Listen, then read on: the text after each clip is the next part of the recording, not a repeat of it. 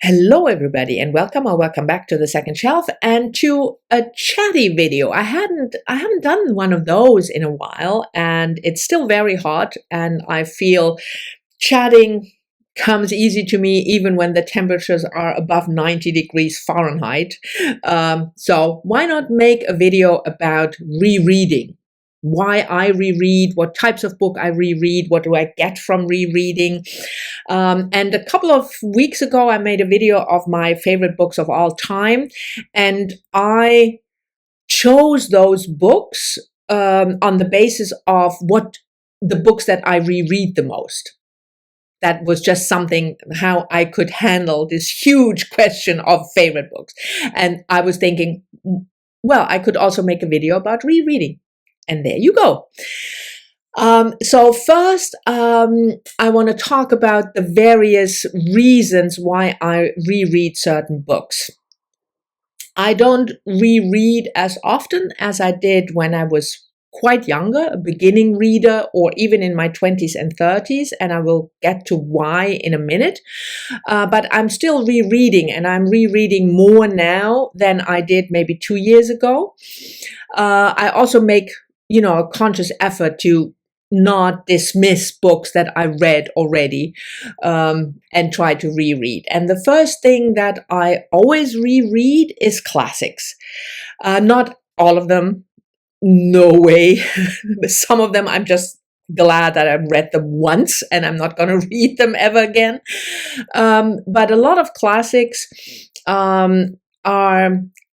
The first time I read them is more like an achievement read. You need to read this book, you need to read the Odyssey, and finally you read it, and whew, yes, but that is not, I feel that I don't get a lot or enough out of the book. And then when I reread it, there's no pressure. I read that book already. If I want to put it down after 10 pages, fine. It's no... and then I feel, especially with classics like the Odyssey, or books that are sometimes not that easy to conquer, like Moby Dick or Tolstoy, once the pressure is off, you might feel that you have to read this book. You can enjoy it more or not. Decide this is not a book for you. And I should just talk about myself, and I can get more out of it. So that is a reason to reread certain classics. Rereading non-classic fiction often for me is just the enjoyment of knowing what to expect, and that I want to relive a certain feeling or atmosphere, because I don't reread a book for the plot, obviously, because I know the ending. So it's not that I'm rereading, in order to find out what happens. And I do reread crime at times. So that is completely not because of the plot. It's like when you rewatch movies. If you remember, sometimes I don't remember what happens in a book, but that's another story, maybe a topic for another video. But normally I do know who did it in a crime book, or I know what the book is about. So I reread it for the atmosphere, for a certain enjoyment. When I talked about my favorite books, I also talked about Edith Wharton. And sometimes I just need her language to make me feel good. I want to re-experience that. So that is a reason to reread novels that are not classics. Maybe Edith Wharton is a modern classic, but not, the classic list of the canon. Even though Edith Wharton is, I think, part of the canon. Never mind. I'm digressing. So it's not for the story as such to find out what happens, but to relive the story, and more importantly, also to relive the atmosphere. And that's also, the last one is also the reason why I reread certain nonfiction, like memoirs or diaries or letters. So the more personal accounts in nonfiction, I reread those also not for the story, but for the atmosphere. That's certainly true with diaries. I don't know how often I reread Thomas Mann's diaries, because they have a certain flow and a certain repetitiveness to it, and I find that soothing. So this type of book, or I don't know, Susan Sontag's diaries, they're not soothing. It's more that I want to engage again in this very artistic life, and that's why I reread it. Other nonfiction, the more informative nonfiction, I don't reread as often. Sometimes I do parts because I want to, I can't remember exactly what does this author say about this and that topic, and then I reread certain chapters. Which brings me to another topic, whether I reread the whole book or just part of the book. And that also really depends on the mood and why I pick up a book. Sometimes it's just for information purposes, so to speak. I can't remember what in a certain nonfiction book was said about a certain topic, and I want to, remember. Or in a memoir or letters, I just want to relive a certain period of time, and so I reread a certain portion. With classics and fiction, I tend to reread the whole book. Sometimes not as diligently every word. I might skim read parts, the middle part of a book that I feel is maybe less interesting. But when I reread fiction, I tend to read the whole book, albeit not every word in the book. Another question I'm asking myself is, what type of book do I reread? Because it's certainly not all the books that I have or have ever read that I want to reread or will ever reread. And if I leave out the classics and the reasons why I would reread that, it's not necessarily books that are my absolute favorite, which is kind of weird because, like I said, I made that video about my favorite books, the books I reread most. But sometimes I just am reminded of a book that I read some time ago, and somebody is talking about it with enthusiasm about this, and and then I'm thinking, oh yes, I want to reread that book. And then I have to say, it happens maybe 50% of the time or less that I actually reread it.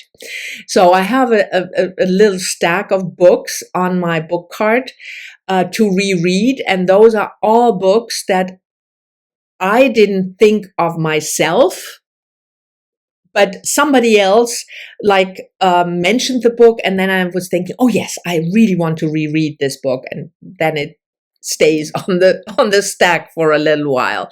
So the books that I actually reread more than once purely for pleasure are books that I would call favorites for various reasons. There are books that Françoise Sagan was one of my favorite writers when I was younger, and I reread all of her books, I don't know how many times, 20, 30, 40 times, I think. The same with another French writer that was a favorite, Simone de Beauvoir, and her diaries, her wartime diary in particular, I don't know how many times I reread that one. Which brings me to the fact that I definitely reread much more when I was younger than I do now. Even though I think when I'm getting even older than I'm now, I might reread more, because if I look at my mom, she's 92, was always a big reader. And I would say now 90% of her reading is rereading. It's comforting to her to read something that she knows. So probably when I'm hopefully reaching that age, I will reread much more again. But when I was young, like I said, and then I mean young until my 30s, I reread a lot.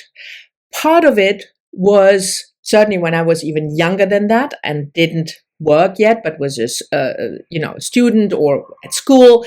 It was a question of money. I just didn't have that much money to buy new books all the time. I did go to a library, but it was not, the library wasn't that good where I lived. So it was not, wasn't able to feed me enough.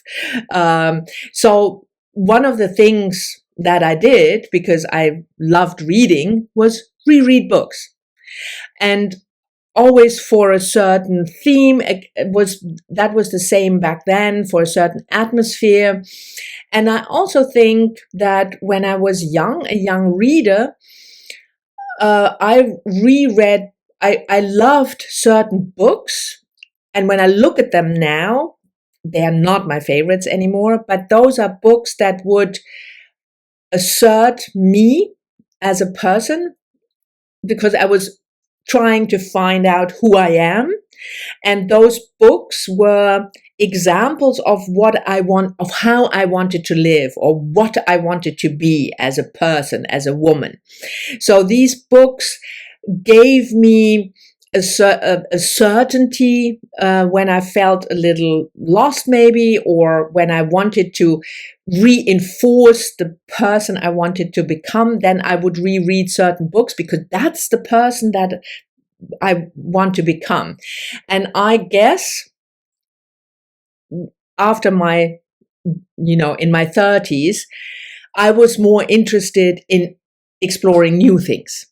So it was not so much anymore that I needed that assertion, that reinforcement of something, but I wanted to expand. I wanted to explore new things. And that was a reason, I think, why I reread less and read much more books that for the first time, whether it's new releases or whether it's backlist books, but I just wanted to explore new things and learn new things. So that is, I think, one of the reasons, which is the last topic I wanted to explore, why not to reread. Because we all have only a limited reading time in our lives, unless we are Steve Donahue, who can just read, 10,000 books a year or something. But most of us only have a limited amount of time to read.